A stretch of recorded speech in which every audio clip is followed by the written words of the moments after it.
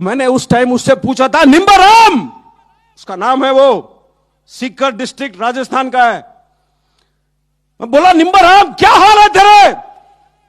चोट खाने के बाद बिस्तरे पे पड़ा हुआ है जवान पतला सा आवाज में बोलता है मेरे से कि साहब पेट में थोड़ी सी तकलीफ है, और फिर बाद में बोलता है, साहब मैं तो ठीक हूं, अपने पलटन के बाकी बंदे कैसे हैं?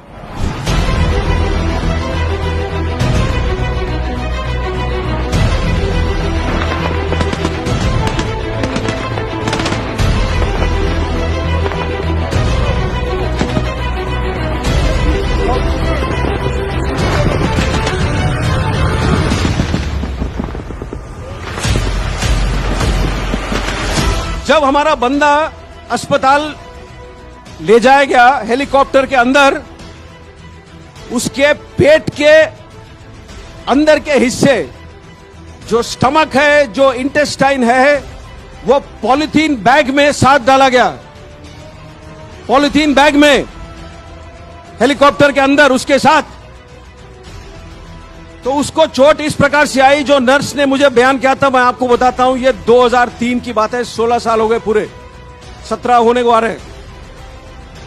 उसने नर्स ने बोला कि साहब उसके जो लेफ्ट वाला फीमर है, जो फीमर होता है, जो थाई का सबसे बड़ा हड्डी होता है शरीर का, वो 2 जगह पर फ्रैगमेंट हो गया। फ्रैगमेंट का मतलब क्या है? जो पेंसिल है जब आप तोड़ते हो तो 2 हिस्सों में टूटता है। फ्रैगमेंट का मतलब ऐसे, जो पेंसिल अगर 8 या 10 हिस्सों में टूटे वो फ्रैगमेंट है। तो उसका ये जो थाई बोन था, 2 जगह पर फ्रैगमेंट हो गया था। इसीलिए डॉक्टर साहब जहां भी काट रहे थे उनको नजर आ रहा था खून। ज्यादा से ज्यादा गोली उसको लगी बाएं हाथ पर। क्यों? जो बुलेट प्रूफ जैकेट है जो हम पहनते हैं, वो सामने होता है पट्टी, लोहे का चादर, पीछे होता है लोहे का चादर। एक पतला चादर होता है पेट के लिए, एक पतला होता है गर्दन के लिए। ऊपर और साइड में खुला है। गोलियां लगे उसको साइड में। सबसे ज्यादा चोट उसको ऊपर आया छाती में। जब पैर में गोली लगा होगा तो वो गिरा है। अब पहाड़ी में 20 मीटर 25 मीटर कितना नीचे गिरा है वो तो कोई नहीं जानता है, लेकिन जब गिरा है तो उसका छाती किसी बड़े पत्थर के नुकीली चोट पर पड़ा है, और यहां उसे चोट आई। तो जो लोहे का प्लेट है वो दबाता है जो फेफड़े, जो रिब्स है। तो उसके 5 रिब्स टूटे हुए थे, और 5 रिब जब टूटते हैं तो अंदर की तरफ टूटते हैं। तो उसका जो बाएं वाला फेफड़ा था उसमें 5 जगह पर छेद हो गया, और जो लंग था लेफ्ट साइड वाला, उसमें बॉडी फ्लूइड और ब्लड पूरा भर गया था।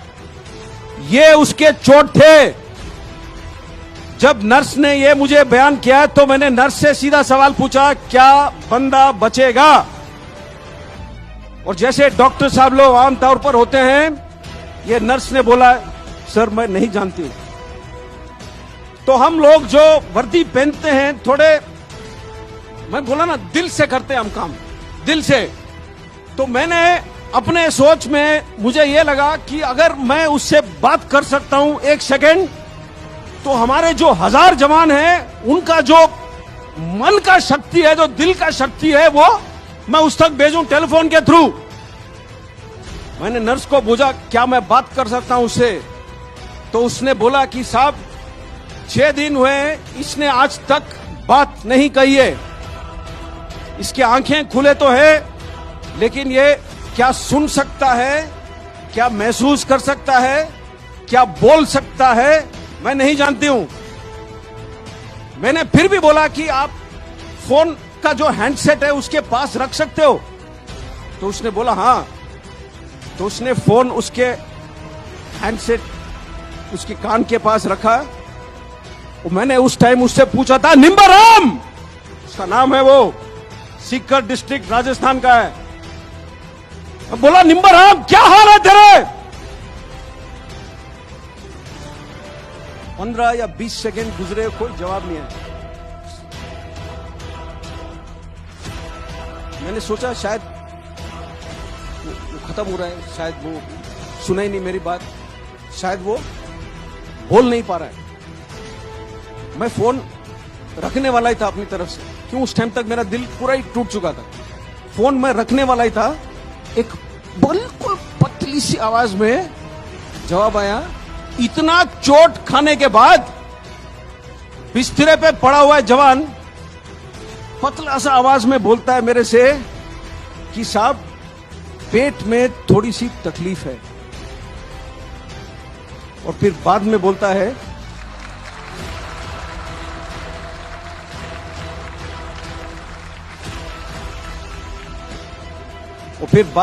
है साहब मैं तो ठीक हूं, अपने पलटन के बाकी बंदे कैसे हैं?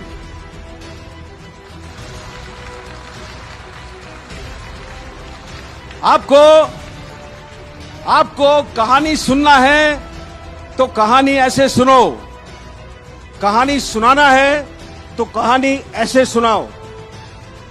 जो जवान खुद मृत्यु के दरवाजे पर खड़ा है, वो मृत्यु के आंखों में आंख डाल करके खड़ा है उस वक्त, और वो सिर्फ सोच रहा है अपने टोली में बाकी बंदों के बारे में।